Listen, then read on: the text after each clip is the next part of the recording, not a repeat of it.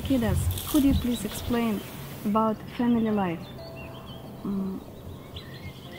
What family life can be called spiritual and harmonious?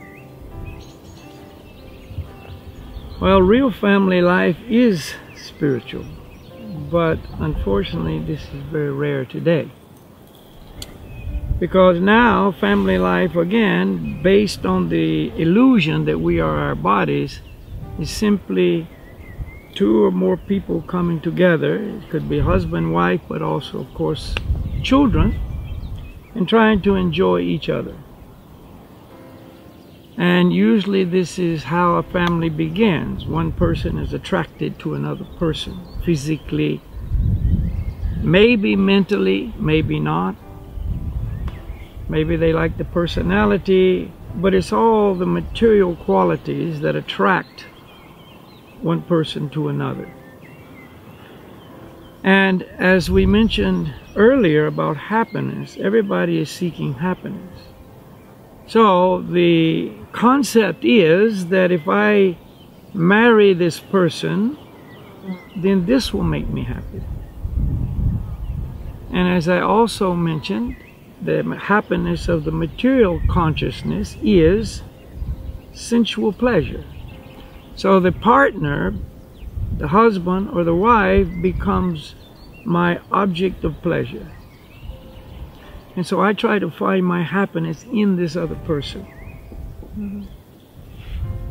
And unfortunately, this doesn't work, because even though the other person may satisfy me sensually, materially, maybe they're a fantastic cook, maybe they take care of the house very nice, and of course the main concern is how physically attractive they are. But nonetheless, I, the spirit soul, do not derive happiness from this. So here's the person who is supposed to make me happy, but they don't. I've contemplated this concept. I've actually developed an attachment for this concept and this person. And out of this attachment, I developed some lust for this person, which we call love. But my object of pleasure, my scheme for happiness, doesn't work.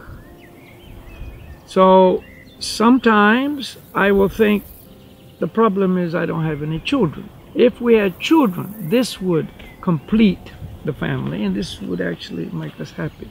So we have our children, but they also are now additional objects of pleasure. This is the idea. Our children will make us happy, or my wife and my children, or my husband and my children. But again, we're disappointed. They don't. Maybe temporarily, maybe to some degree, but not fully. I'm not fully satisfied. See? So somewhere along the line, because of this attachment and this lust and the disappointment that I don't get what I expected, anger enters in. And now, as a major part of family life, is anger. Subtle or not subtle. And that is why domestic violence is the #1 crime in the world today. See, domestic violence, you say, well, wait a minute, the family is supposed to be where there's love. This is where you're supposed to go and find your happiness and be with the one you love, or your whole family unit, and that's supposed to be the unit of love and care. Why is it that in this supposed institution there is violence? It's because my lust has not been satisfied, and therefore I become angry about it. And out of anger comes all of the violence and the things that we do that we would never do to someone else. Divorce. Well, that's somewhere later. But before divorce, there is arguments, there's quarrel, there's the desire to actually hurt the other person with words or maybe physically. Anger makes us do crazy things. We go completely insane, you see. And after some time, then the conclusion is I have to get out of this, and of course that means divorce. So divorce is more and more and more common. Now in some places over 50% of marriages end in divorce. See? So the reason is because it's a materially based marriage, based on I will be happy from this person, these children, this institution, this whole scenario. But the reality is a marriage is supposed to be spiritual. It's a spiritual institution. And if you have ever noticed, marriages are done in churches. Yeah. Even atheists who never go to church, they never go to a church in their whole life, but when they get married, they go to church. Yes. And get married in the church, and then they leave the church and never go back. But the concept is still there. It is a spiritual institution. Now, the only successful marriage, really successful marriage, will be that marriage where both parties understand who they really are. I am a spirit soul.